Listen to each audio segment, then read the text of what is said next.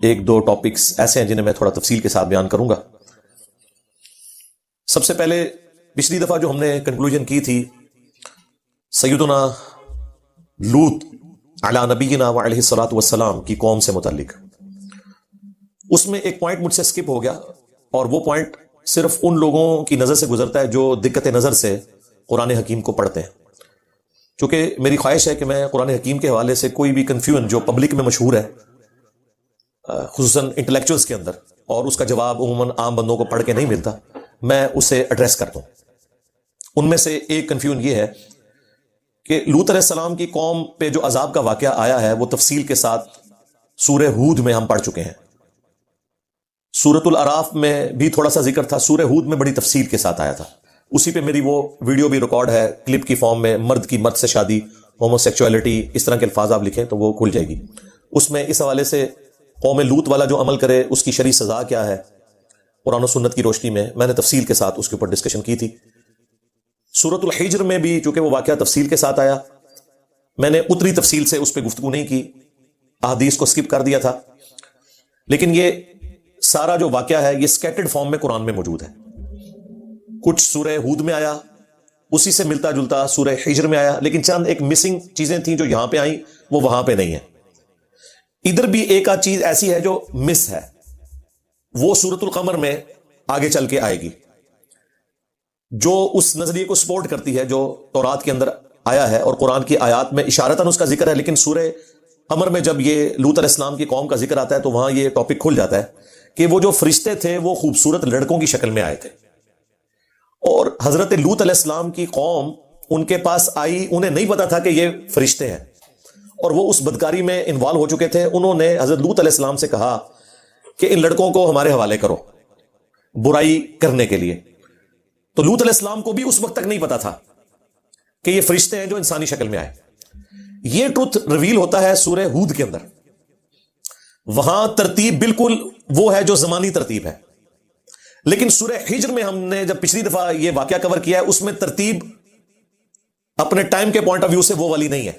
اس میں شائبہ آ جاتا ہے، کوئی کہہ سکتا ہے کہ میں نے یہ جو دعویٰ کیا کہ حضرت لوط علیہ السلام کو نہیں پتا تھا، تو سٹارٹ میں اللہ تعالیٰ نے ذکر کیا ہے کہ ان فرشتوں نے حضرت لوط کو یہ بتایا کہ ہم عذاب لے کر آئے اور آپ نے اپنی آل کو لے کے نکل پڑنا ہے. 2 بیٹیاں آپ کی بیوی تو ہلاک کر دی جائے گی، ان پہ آئے گا عذاب.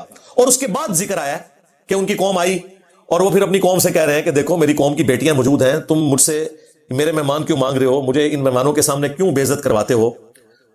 تو اس سے یہ لگتا ہے کہ جب لوط علیہ السلام کو پہلے ہی پتا تھا کہ یہ فرشتے انسانی شکل میں عذاب دینے کے لیے آئے ہیں، پھر وہ اپنی قوم کی منتیں کیوں مار رہے تھے؟ انہیں تو چاہیے تھا کہتے کہ پترو تیار ہو جاؤ، آ گیا عذاب. تو سورۃ الحجر میں وہ زمانی ترتیب اللہ تعالیٰ نے فالو نہیں کی ہے، اس کی وجہ سے کنفیوژن آ جاتی ہے. اور قرآن میں کئی جگہ ایسا ہوتا ہے کہ الفاظ آگے پیچھے ہوتے ہیں، زمانی ترتیب کو اس طرح فالو نہیں کیا گیا ہوتا.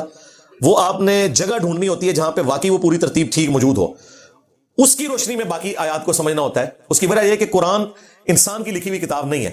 انسان جب کتاب لکھتا ہے تو اس طرح کی چیزوں کا خیال رکھتا ہے، چیپٹرز بھی باندھتا ہے. یہ ہیں اللہ تعالیٰ کے خطبات، پلس ان کے اندر ایک ڈیوائن میوزک موجود ہے. اس کو مینٹین کرنے کے لیے بعض اوقات واقعات آگے پیچھے ہو جاتے ہیں. ایون سورۃ البقرہ میں بنی اسرائیل کی ہسٹری کے واقعات بھی آگے پیچھے ہوئے ہیں. اب جو گائے کو ذبح کرنے کا واقعہ وہ پہلے بیان ہوا ہے، اور یہ جو واقعہ ہے کہ اس گائے کا وہ حصہ جو ہے تم اس مردے کو ٹچ کرو تو وہ مردہ وقتی طور پر زندہ ہو کے بتا دے گا کہ میرا قاتل کون ہے. یہ واقعہ بعد میں ہے، حالانکہ زمانی ترتیب میں بات یوں تھی کہ یہ ڈیمانڈ پہلے کی گئی تھی کہ اس کا قاتل کون ہے. اس کے جواب میں اللہ نے کہا تھا کہ تم ایک گائے کو قربان کرو، اس کا جو گوشت ہے اس کو ٹچ کرنا، لیکن وہ ترتیب قرآن میں ویسی نہیں ہے. تو ترتیب بعض اوقات آگے پیچھے ہوتی ہے. اسی طریقے سے قصہ آدم اور ابلیس قرآن میں 7 دفعہ ہے. بلیو پرنٹ تو ایک جیسا ہے لیکن الفاظ ڈیفرنٹ ہے. جو الفاظ سورہ الاعراف میں آئے ہیں وہ سورہ صاد میں مسنگ ہے، جو سورۃ الحجر میں آئے ہیں وہ نہ سورۃ الاعراف میں آئے ہیں جو کہ تفصیلی ہے، نہ سورہ صاد کے اندر. اس طرح سورۃ الکہف میں بڑا مختصر ذکر آیا، لیکن وہاں ایک اتنا بڑا ٹروتھ آیا جو 6 جگہ نہیں آیا کہ ابلیس جو ہے وہ جنوں میں سے تھا اس لیے اس نے نافرمانی کی. باقی 6 جگہ آپ کو پڑھ کے لگتا ہے کہ ابلیس بھی فرشتہ تھا. پھر بندہ کنفیوژن میں آ جاتا ہے کہ فرشتے تو اللہ کی نافرمانی نہیں کرتے، اس نے کیوں کی؟ اور سٹارٹ بھی یوں ہی ہے کہ اللہ نے فرشتوں سے کہا وَإِذْ قَالَ رَبُّكَ لِلْمَلَائِكَةِ اسْجُدُوا لِآدَمَ، تو یقیناً پھر فرشتوں کا ہی حکم تھا. تو ابلیس کو تو حکم ہی نہیں تھا، وہ کیسے بیچ میں داخل ہو گیا؟ تو پھر میں نے سورۃ الحجر میں یہ جب واقعہ ہے، میں نے پوری اس کی کنفیوژن دور کی کہ ٹوٹلٹی میں رزلٹ نکالا جاتا ہے. یہ ساری باتیں میں اس لیے کر رہا ہوں، وہ لوگ جو احادیث کے اوپر اعتراض کرتے ہیں انہوں نے احادیث کو ماننا کوئی نہیں ہوتا، خواہ وہ منکرین احادیث ہوں یا حنفی ہوں. وہ بظاہر اس قسم کے الفاظ کا جو فرق مختلف احادیث میں آتا ہے نا، اس کی پلی لے کے کہتے ہیں جی حدیثیں جو ہیں قابل اعتبار ہی نہیں، اضطراب ہے. یہ اکثر آپ سنیں گے جی رفع الیدین کی حدیثوں میں تو اضطراب ہے جی، حالانکہ وَأَنْتُمْ تَعْلَمُونَ، انہیں پتا ہوتا ہے کہ بھائی جب قرآن میں اس طرح کا اضطراب انورٹڈ کامہ میں موجود ہے تمہارے بقول، بھائی گفتگو تو اللہ تعالیٰ کی اور ابلیس کی ایک ہی دفعہ ہوئی ہے نا، وہ 7 دفعہ کیا 700 دفعہ بھی آتی نا، الفاظ میں فرق نہیں ہونا چاہیے تھا. بھائی اللہ نے ایک بات کی، شیطان نے اس کے جواب میں ایک بات کی، پھر اللہ نے ایک بات کی، شیطان نے اس کے جواب میں ایک بات کی، لیکن آپ کو ہر جگہ الفاظ کا چناؤ مختلف نظر آئے گا. وہ الفاظ صورتوں کے وزن میں بٹھائے گئے ہیں، جو ڈیوائن میوزک چلتا ہے اس کے لیے پھر اللہ تعالیٰ کو الفاظ بھی چینج کرنے پڑے. جب الفاظ چینج ہوئے تو یقیناً یہ وہ الفاظ کون انگلی رکھ کے کہہ سکتا ہے کہ سورۃ الاعراف والے الفاظ جو ہیں یہ ایگزیکٹ ہیں یا سورہ ہجر والے ایگزیکٹ ہیں؟ وہ آپس میں بھی میچ نہیں کرتے. پھر اس سے بڑھ کر اللہ تعالیٰ کی گفتگو تو آواز کے ساتھ ہوگی نہیں، اس کا موڈ تو ہمیں پتہ ہی نہیں، لیس کمثلہ شیء وہو السمیع البصیر. تو اس طرح کے جو کنفلکٹ آتے ہیں احادیث میں، تو سب کو جمع کر کے ایک آپٹیمل سولوشن نکالا جاتا ہے. اگر اس کی بنیاد پہ کوئی احادیث کو ریجیکٹ کرے گا پھر قرآن کے اوپر بھی اعتراض بن سکتا ہے، لیکن اس اعتراض کا جواب ہم کہتے ہیں بھی سب کو ایک جگہ جمع کریں. تو میں نے جب اس کو دقت نظر سے دیکھا، میں نے پچھلی دفعہ جب سورہ ہجر کی آیات کور کر رہا تھا نا، لوط اسلام والی، تو میں نے آپ کو بلو پرنٹ واقعہ تو سنایا. جب میں نے خود اس کو کور کیا نا ترجمے کے ساتھ، اسی دوران مجھے احساس ہو گیا، میں نے کہا یار یہ تو میں ان کو بتا رہا ہوں کہ ان کو تو پتہ ہی نہیں تھا کہ یہ فرشتے عذاب لے کے آئے ہیں. اسی لیے تو سورہ ہود میں آتا ہے کہ کاش میرے پاس کوئی مضبوط قلعہ ہوتا، میں اپنے مہمانوں کی حفاظت تو ان ظالموں سے کر لیتا. بھائی اگر حضرت لوط علیہ السلام کو یہ پتا ہوتا ہے یہ فرشتے ہیں، تو انہوں نے کیوں یہ کہنا تھا کاش میں ان کی حفاظت کرتا؟ وہ تو حضرت لوط علیہ السلام کو بچانے آئے ہوئے تھے. تو میں خود کنفیوز ہو گیا کہ یار یہ کیا ہے. پھر میں نے دقت نظر سے جب دیکھا تو وہاں اصل جو ترتیب ہے نا وہ سورہ ہود میں ہے. سورہ ہجر میں وہ زمانی ترتیب کے مطابق نہیں ہے آیات. جو واقعہ بعد میں ہوا وہ پہلے ہے. بعد میں کیا واقعہ ہوا کہ فرشتوں نے بتا دیا کہ ہم عذاب لے کے آئے، لیکن سورہ ہجر میں جب یہ واقعہ بیان ہوا ہے تو پہلے آیا کہ فرشتوں نے کہا ہم عذاب لے کے آئے، آپ اپنے بیوی بچوں کو لے کے نکلے، لیکن آپ کی بیوی پکڑی جائے گی، بچیاں آپ کی بچ جائیں گی. اور اس کے بعد ہے کہ وہ آگے حضرت لوط علیہ السلام کے پاس، انہوں نے کہا حوالے کرو. پھر لوط علیہ السلام وہی کہہ رہے ہیں کہ میری عزت رکھو، یہ میرے مہمان ہیں. پھر بندہ کہتا ہے یار ان کی جان بخشی کی بھیک کیوں مانگی جا رہی ہے اپنی قوم سے، کیوں درخواست کی جا رہی ہے جبکہ ان کو پتہ نہیں تھا. سورہ ہود میں ترتیب درست ہے، یہاں پہ ترتیب ویسے نہیں ہے زمانی اعتبار سے، وہ اصل ہے، یہاں پہ صرف واقعے کے طور پر بیان ہوا ہے. اور سورہ القمر میں آیا ہے کہ انہوں نے حضرت لوط علیہ السلام کے مہمانوں کو بہلانے پھسلانے کی کوشش کی کہ کس طریقے سے وہ لڑکے ہمارے ہتھے چڑھ جائیں. وہ وہاں پہ موجود ہے. یہ ساری جگہوں کو آپ جمع کریں گے پھر آپ کے سامنے ایک پوری پکچر آ جائے گی کہ اچھا یہ مسنگ لنک تھے، یوں ہے. قرآن کا مقصد عام سٹائل میں گفتگو کرنا نہیں ہے، چونکہ قرآن کی جو آیات ہیں اور جو صورتیں ہیں یہ اللہ تعالیٰ کے خطبات ہیں، اور خطبات میں بات کرتے ہوئے آگے پیچھے بات ہو جاتی ہے. اس میں زمانی ترتیب کا خیال رکھنا ضروری نہیں ہے. اگر ہر دفعہ زمانی ترتیب کا خیال رکھا جائے تو پھر تو جو انبیاء کے اپنے زمانے ہیں ان کا بھی پھر ہم اعتبار کریں گے. پھر کسی صورت میں حضرت ابراہیم علیہ السلام کا ذکر اگر پہلے آیا اور نوح علیہ السلام کا بعد میں آیا تو ٹیکنیکلی تو نوح علیہ السلام کا ذکر پہلے ہونا چاہیے، ابراہیم علیہ السلام کا بعد میں ہونا چاہیے. لیکن چونکہ صورتیں اللہ کے خطبات ہیں، خطبے میں تقریر میں یہ چیز ضروری نہیں ہوتی کہ آپ ترتیب کو قائم رکھیں. تقریر میں یہ چیز ضروری ہوتی ہے کہ آپ کا ٹاپک کیا ہے، اس کو آپ نے ایڈریس کرنا ہے. باتیں آگے پیچھے ہو سکتی ہیں، مثالیں آگے پیچھے ہو سکتی ہیں، کچھ مسنگ لنک بھی ہو سکتے ہیں جو دوسری جگہوں پہ بیان ہوئے ہوں. ان ساری چیزوں کو جمع کر کے پکچر سامنے آتی ہے. احادیث میں بھی یہی ہوتا ہے کہ صحابہ کرام اگر 10 ہیں، انہوں نے نبی علیہ السلام سے کوئی بات سنی، ایک بندے نے 20% یاد رکھا، ایک نے 80% یاد رکھا، ایک نے 90% یاد رکھا. اور بعض اوقات ایسا ہوتا ہے کہ 90% جس نے یاد رکھا ہوا ہے نا وہ 10% ایسا بھولا ہوتا ہے جو 20% والے نے بیان کر دیا ہوتا ہے. بندہ کہتا ہے یار دیکھو یہ ایک مین جملہ تھا اتنی لمبی حدیث میں، وہ صحابی یہ بات بھول گیا، دوسرے نے چھوٹی سی حدیث بیان کیا اور اس نے وہ پوائنٹ بتا دیا اس میں. بس اللہ تعالیٰ نے حفاظت کرنی ہے نا. تو اس طریقے سے جو قرآن پاک کی آیات ہیں ان کو جمع کر کے ایک آپٹیمل سولوشن نکالا جاتا ہے. احادیث کو بھی ایک جگہ جمع کر کے ایک آپٹیمل سولوشن نکالا جاتا ہے. اگر یہ قرآن کا عیب نہیں ہے تو وہ احادیث کا عیب نہیں ہے. یہ ذہن میں رکھیے گا، یہ پاسبل نہیں ہوتا. یہ ویڈیوز ہم کیوں بناتے ہیں؟ آپ مجھ سے انہی آیات کا درس 10 دفعہ دلوائیں گے، میں 10 دفعہ الفاظ کا چناؤ ڈیفرنٹ کروں گا، مفہوم میں ایک ہی بیان کر رہا ہوں گا. ایک نیچرل چیز ہے. اس طرح صحابہ کرام انسان تھے، انہوں نے چیزیں سنی، اس کے مطابق ان کو آگے بیان کیا. بعض اوقات بتانے میں ان سے چیزیں اوور لک ہوئی، بلکہ یہاں تک بھی ہوا ہے، بخاری مسلم میں آتا ہے کہ انس بن مالک جب بوڑھے ہو گئے تو جو انہوں نے خود اپنی حدیثیں بیان کی ہوئی تھی نا، ان میں سے کئی چیزیں خود بھول چکے تھے. کچھ تابعین جب ان کو ملنے کے لیے گئے اور واپسی پہ آ کے حسن بصری کو انہوں نے بتایا کہ ہم نے انس بن مالک سے حدیث شفاعت سنی ہے، تو انہوں نے یوں بیان کی. تو انہوں نے پوچھا بس اتنی بیان کی؟ انہوں نے کہا اتنی بیان کی. انہوں نے کہا کہ جب وہ جوان تھے نا تو انہوں نے مجھ سے یہ حدیث بیان کی ہوئی ہے، اس میں تو یہ الفاظ بھی ہیں اور اس کے بعد بھی ہے. پتہ نہیں وہ بھول گئے ہیں یا جان بوجھ کے انہوں نے وہ حصہ سکپ کر دیا جو آخر والا حصہ تھا. اب یہ کون کہہ رہا ہے؟ حسن بصری. حسن بصری یہ ان تابعین میں سے ہیں جن سے صحابہ نے حدیثیں روایت کی ہوئی ہیں. خود تابعی ہیں، صحابہ نے ان سے حدیثیں روایت کی ہیں، کیونکہ انہوں نے کسی سینئر صحابی سے کوئی حدیث سنی ہے اور کوئی جونیئر صحابی تھا جس کے علم میں وہ حدیث نہیں تھی، تو وہ حسن بصری سے بیان کرتا ہے کہ میں نے حسن بصری سے سنا اور انہوں نے بتایا کہ مجھے حضرت انس بن مالک نے بتایا یا مجھے حضرت ابو ہریرہ نے بتایا. یہ بہت بڑی آنر کی بات ہے. تو صحابہ بھی صحابہ سے روایت کر دیتے ہیں. جس طرح مولا علی سے کئی حدیثیں ابو طفیل عامر بن واصلہ نے بیان کی ہیں، جو آخری صحابی فوت ہوئے 110 ہجری کے اندر، شیعان علی میں سے تھے، جنگ جمل صفین نہروان میں حضرت علی کے ساتھ رہے. لیکن انہوں نے جب اسلام قبول کیا تھا اس وقت ان کی عمر 7-8 سال تھی. بس نبی اسلام کو انہوں نے مختصر وقت کے لیے ہی دیکھا، تو ظاہر انہوں نے حضور کی صحبت تو نہیں کی تھی، تو یہ پھر سینئر صحابہ سے حدیثیں سن کے آگے بیان کرتے تھے. تو اس طرح معاملہ ہو جاتا ہے. تو یہ قرآن پاک میں بھی جو اس طرح کے واقعات ہیں انہیں تختہ مشق بالکل نہیں بنانا چاہیے، اور قرآن کے اسٹوڈنٹ کو یہ بات پتہ ہونی چاہیے کہ اس طرح کے جو پرابلمز آتے ہیں بظاہر جو ٹیکنیکل پرابلمز ہیں، لٹریچر کی بک کے اندر ایسا ہو سکتا ہے. قرآن کا جو سٹائل ہے وہ ایسا ہے کہ اس میں الفاظ کے چناؤ کا بھی پھر مختلف جگہوں پر واقعات مختلف انداز میں بیان ہوئے ہوتے ہیں، اور بعض اوقات لوگ اسی طرح کی کنفیوز کو اٹھاتے ہیں اور پھر کہتے ہیں جی قرآن تو سورہ النساء کی آیت نمبر 82 میں کہہ رہا ہے کہ اگر قرآن اللہ کے سوا کسی اور ہستی کی طرف سے ہوتا تو تم اس میں اختلاف کثیر پاتے. تو اختلاف کثیر تو ہے، اور وہ اختلاف کثیر ان کی نظر میں ہوتا ہے بھئی کسی اہل علم سے پوچھو، وہ ایک ایک چیز کو ریزالو کریں گے کہ یہ بات یوں نہیں تھی، یوں ہوئی، تم نے یہ چیز چھوڑ دی ہے اس کی وجہ سے یوں ہوا. کیونکہ لٹریچر کی کتاب ہے، لٹریچر کی کتاب ظاہر میتھمیٹکس کی طرح نہیں ہوگی. دنیا میں میتھمیٹکس ایک ایسی چیز ہے جو پرفیکشن کے ساتھ ہے، جو پرفیکشن آپ چاہتے ہیں کہ 2 کی جگہ ہمیشہ 2 ہی آئے گا، 3 نہیں لے سکتا. لیکن لٹریچر میں ایسا نہیں ہوتا. لٹریچر میں جب آپ ایک واقعہ بیان کرتے ہیں اس کو 10 مختلف انداز میں جب بیان کیا جاتا ہے ایک ہی واقعے کو، تو الفاظ بدل جاتے ہیں. 2 کی جگہ 3 بھی آ سکتا ہے، 3 کی جگہ 4 بھی آ سکتا ہے. یہ سمجھانے کے لیے بات کر رہا ہوں.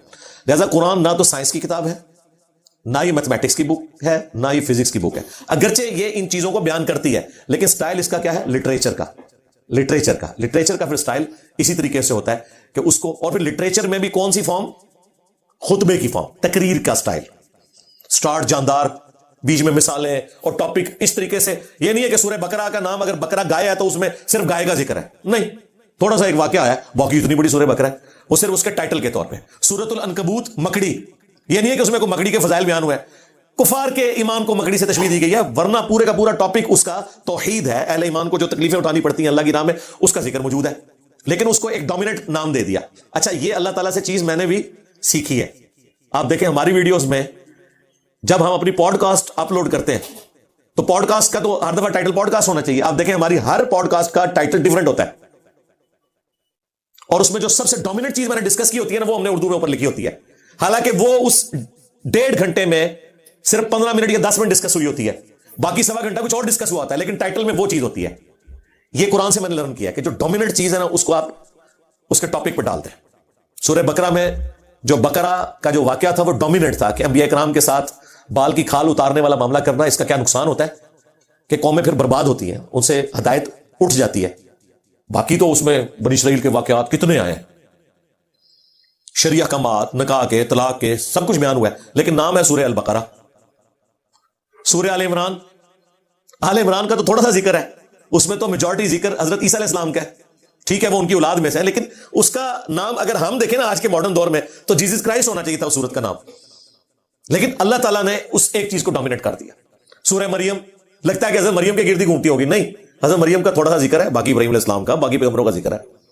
سورہ محمد، عام بندے سے پوچھے سورہ محمد تو وہ کہے گا جی اس میں تو ذکر ہوگا نبی علیہ السلام کی زلفوں کا رنگ کیا تھا، آپ کی آنکھیں، عام بندے تو یہی سمجھتے ہیں، حالانکہ سورہ محمد کا کوئی لینا دینا نہیں نبی علیہ السلام کی بایوگرافی کے ساتھ. سورہ محمد سورہ قتال ہے کہ نبی علیہ السلام کو اللہ نے تلوار کے ساتھ مبعوث کیا ہے تاکہ بدماشوں کی امپائرز کو اکھاڑا جائے. قتال سے متعلق ہے سورہ محمد، چھوٹی سی سورت ہے، اور قتال کے لیے ضروری ہے کہ جنت کی نعمتیں یاد کروائی جائیں ورنہ کوئی جان نہیں دے گا. تو جنت کا جو بیان سورہ محمد میں ہوا ہے اس سٹائل میں قرآن کی کسی صورت میں نہیں ہوا، کیونکہ آپ جان مانگ رہے ہیں انسان سے تو جان تو دی جائے گی، پھر بہت بڑی کسی لالچ پہ، اور یہ پازیٹیو لالچ کی میں بات کر رہا ہوں جو سورہ سجدہ میں ہے کہ اللہ کے بندے جو ہیں وہ خوف اور طمع کے ساتھ اپنے رب کو پکارتے ہیں، خوف بھی اور طمع بھی، دونوں چیزیں، یہ پازیٹیو چیز ہے۔ اس لیے یہ قرآن کے طالب علم کو پتا ہونا چاہیے کہ میں جو یہ پڑھ رہا ہوں اس کے ساتھ ریلیٹڈ چیزیں کہاں ہیں، تو میں ان ساری چیزوں کا باریکی سے خیال رکھتا ہوں خود۔ اس لیے یہ دیکھیں میں نے آلموسٹ 25 منٹ اس کے اوپر لگا دیے ہیں تاکہ یہ چیز ان اٹینڈڈ نہ رہے۔ اگر پچھلی دفعہ یہ صورت ختم ہو جاتی تو یہ سارا ٹاپک میرا سکپ ہو جانا تھا۔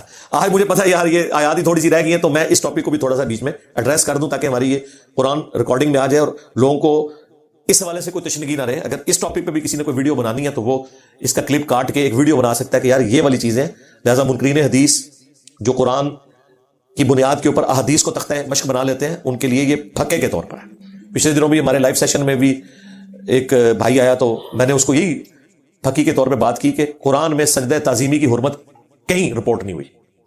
قرآن میں سجدہ تعظیمی کا ذکر موجود ہے کہ فرشتوں نے سجدہ کیا آدم علیہ السلام کو، یوسف علیہ السلام کو ان کے بھائیوں نے اور ماں باپ نے سجدہ کیا، لیکن قرآن پورے میں کہیں نہیں لکھا ہوا کہ اب سجدہ تعظیمی حرام ہے، اور پوری امت کا اجماع ہے کہ سجدہ تعظیمی حرام ہے، جبکہ قرآن کہہ رہا ہے کہ سجدہ تعظیمی تو جائز ہے۔ تو منکرین حدیث کو بڑا غصہ آیا، وہ لائیو سیشن میں آ کے ایک بندے نے سوال ریکارڈ کرایا، جی صاحب نے جو ہے غلط بیانی کی ہے، قرآن میں تو حرمت آئی ہے سجدے کی، حالانکہ میں اپنی اس ویڈیو میں بیان کر چکا تھا کہ جو حرمت آئی ہے سورہ حمیم السجدہ میں، جسے سورہ فصیلت کہتے ہیں، سورت نمبر 41، وہ حرمت آئی ہے سجدہ عبادت کی، کہ مت پوجو سورج کو اور چاند کو اور ستاروں کو، بلکہ اس کی عبادت کرو جس نے ان کو پیدا کیا۔ وہ سجدہ تعظیمی کا ذکر نہیں ہے، سجدہ عبادت کا ہے۔ سورج کی لوگ پوجا کرتے تھے نا، قوم سبا کس کی پوجا کرتی تھی؟ سورہ نمل میں آیا ہدہد نے کہا کہ میں نے قوم دیکھی ہے جو سورج کی عبادت کر رہی ہے۔ تو قرآن میں جو سجدہ عبادت ہے اس کی حرمت آئی ہوئی ہے، وہ تو ہمیشہ سے ہی ہے۔ سجدہ تعظیمی کی کوئی حرمت نہیں آئی کہیں پہ کہ تعظیمی سجدہ نہ کرو۔ وہ آئی ہے ابو داؤد میں، ترمذی میں، ابن ماجہ میں، کہ اگر میں سجدہ جائز سمجھتا تو بیویوں سے کہتا خاوندوں کو کریں اس حق کے سبب جو اللہ نے ان کو دیا۔ جب ایک صحابی نے حضور کو سجدہ کیا، ابو داؤد کے الفاظ ہیں، نبی الاسلام نے فرمایا سر اٹھا، یہ کیا کر رہے ہو تم؟ انہوں نے کہا میں ہیرا نامی شہر کوفے کے پاس نجدیوں کے علاقے میں گیا، وہاں لوگ اپنے سردار کو سجدہ کرتے ہیں، آپ تو اللہ کے رسول ہیں۔ نبی الاسلام تو نہیں فرمایا، ابھی قرآن میں سورت حمیم السجدہ میں حرمت آ چکی ہے۔ صحابہ سے زیادہ کون قرآن جانتا تھا؟ آپ نے فرمایا جب میں فوت ہو جاؤں گا تو میری قبر سے گزرو گے، کیا قبر پہ سجدہ کرو گے؟ انہوں نے کہا نہیں یا رسول اللہ۔ فرمایا مجھے بھی سجدہ نہ کرو، اگر میں سجدہ تعظیمی جائز سمجھتا تو بیویوں سے کہتا کہ خاوندوں کو کریں۔ سجدہ عبادت تو کسی شریعت میں بھی کسی کے لیے نہیں رہا۔ حضرت جبرائیل نے آدم علیہ السلام کو سجدہ عبادت نہیں کیا تھا، سجدہ تعظیمی کیا تھا۔ سجدہ تعظیمی اس امت میں حرام ہوا ہے، اور یہ اللہ تعالیٰ نے شرح صدر کیا میرے اوپر کہ اللہ تعالیٰ نے توحید کو کامل ہی اس امت میں کیا ہے، کہ ایک چھوٹی سی کوئی شکل باقی تھی نا ٹو باؤ ڈاؤن کی تعظیمن بھی، وہ بھی اللہ نے کہا ختم، صرف خدا کے ساتھ خاص۔ اور واللہ یقین کریں جو توحید کا ٹیسٹ قرآن پڑھ کے آتا ہے نا، میں گلٹ فیل کرتا کہ اگر میں رسول اللہ کی امت میں نہ ہوتا اور مجھے کسی انسان کے سامنے سجدہ تعظیمی بھی کرنا پڑتا۔ جو اس توحید کا مزہ ہے نا کہ سجدہ تعظیمی بھی کسی کے لیے نہیں آؤ، یہ اس امت کی خوبی ہے۔ ایک یہ خوبی، اور دوسرا اللہ تعالیٰ نے ختم نبوت کی برکت سے قیامت تک کے لیے کشف، الہام، یہ ساری دروازے بند کر دیے کہ کوئی اس کی پلی لے کے یہ دعویٰ نہ کر دے کہ میرے پاس کوئی اللہ کا پیغام آیا۔ ختم نبوت کا مطلب ہے دیٹس آل، بس، سوائے ایک خواب کی شکل بخاری مسلم میں ہے وہ باقی ہے، اور وہ بھی فرما دیا 3 قسم کے، اللہ کی طرف سے، شیطان کی طرف سے، نفس کی طرف سے۔ وہ کوئی کنفرم نہیں کر سکتا یہ اللہ کی طرف سے ہے یا نہیں جب تک کہ وہ پازیٹیولی ایگزیکیوٹ نہ ہو جائے، کسی کو مستقبل کی کوئی خبر دکھا دی گئی۔ دین جو ہے وہ کمپلیٹ ہو چکا۔ نبی اسلام کے بعد کوئی شخص بھی یہ دعویٰ کرے، خواہ وہ اپنے آپ کو نبی کہے یا نہ کہے، اگر وہ کہے کہ مجھے آسمان سے خبریں آتی ہیں تو وہ ختم نبوت کے اوپر ڈاکہ مار رہا ہے، سیدھی سی بات ہے۔ خواہ وہ اپنے آپ کو کوئی صوفی بزرگ بتائے، کوئی امام بتا دے، خواہ وہ اپنے آپ کو امتی نبی کہے، ذلی نبی کہے، یا کوئی اور دعویٰ کرے، ختم نبوت کا عقیدہ اس کا ختم ہو گیا۔ تو ختم نبوت بھی کامل، کوئی کشف الہام نہیں، اور توحید بھی کامل کہ سجدہ تعظیمی بھی ختم۔ تو الحمدللہ یہ ٹاپکس میں ساتھ ساتھ ایڈریس کرتا ہوں، اور جن لوگوں کو یہ زوم ہے نا کہ جی ہم قرآن کی دعوت کو لے کے چل رہے ہیں، ان بدبختوں سے اللہ تعالیٰ نے قرآن کی دعوت بھی چھین لی ہے۔ مجھے بتائیں اس وقت پلانٹ ارتھ پہ کوئی ایک بندہ بتائیں جو قرآن کی خدمت کر رہا ہو اور منکرین احادیث میں سے ہو۔ وہ اللہ نے خدمت مولانا مودودی سے ہی لی ہے، وہ خدمت ڈاکٹر اسرار سے ہی لی ہے۔ یہ سارے کے سارے احادیث کو ماننے والے تھے، سنت کے ماننے والے تھے۔ مولانا اسحاق صاحب سے لی ہے خدمت، ڈاکٹر ذاکر نائک سے لی ہے حفظہ اللہ تعالی۔ کوئی ایک بھی ایسا نہیں جو انکار سنت کرنے والا ہو۔ غامدی صاحب بھی چند ایک احادیث کے اوپر ریزرویشن رکھتے ہیں، منکرین احادیث یا منکرین سنت نہیں ہے۔ اس طرح کی اگر آپ نے منکرین احادیث دیکھنا ہے، وہ تو حنفی سارے ہی منکرین احادیث ہیں، ٹھیک ہے، لیکن اگر ان سے پوچھیں وہ کہتے ہیں نہیں نہیں، سنت کے بغیر تو اسلامی مکمل نہیں ہے۔ تو اللہ کے فضل سے قرآن کی خدمت، قرآن کی توحید وہی بیان کرتے ہیں جنہیں سنت کے ساتھ شغف ہے. ہمارے اس پلیٹ فارم سے آپ دیکھ لیں ہزاروں نہیں لاکھوں لوگوں کی توحید درست ہوئی ہے الحمدللہ. ٹھیک ہے، یہ ایک صدیوں کا کام ہے جو اللہ تعالیٰ نے میڈیا کی برکت سے، ختم نبوت کے صدقے سارا یہ کام ہوا ہے چند سالوں کے اندر. اور الحمدللہ یہ خدمت بھی کسی منکرین حدیث میں سے نہیں لی گئی، کسی شخص سے، اس شخص سے لی گئی ہے جو سنت کو، حدیث کو حجت سمجھتا ہے. لہٰذا یہ جو ٹھیکیدار بنے ہوئے ہیں کہ ہم جی اہل قرآن ہے، اہل قرآن نہیں ہے بھائی، آپ قرآن کے منکر ہیں. اہل قرآن وہ ہے جو اہل السنہ ہے، اہل الحدیث ہے، اصحاب الحدیث ہے، اہل الاجماع ہے، اجماع امت کے ماننے والے ہیں. اور اجتہاد بھی ان جگہوں پہ جہاں قرآن و سنت اجماع میں بات موجود نہ ہو. تو یہ میں نے ساری چیزیں کور کر دی.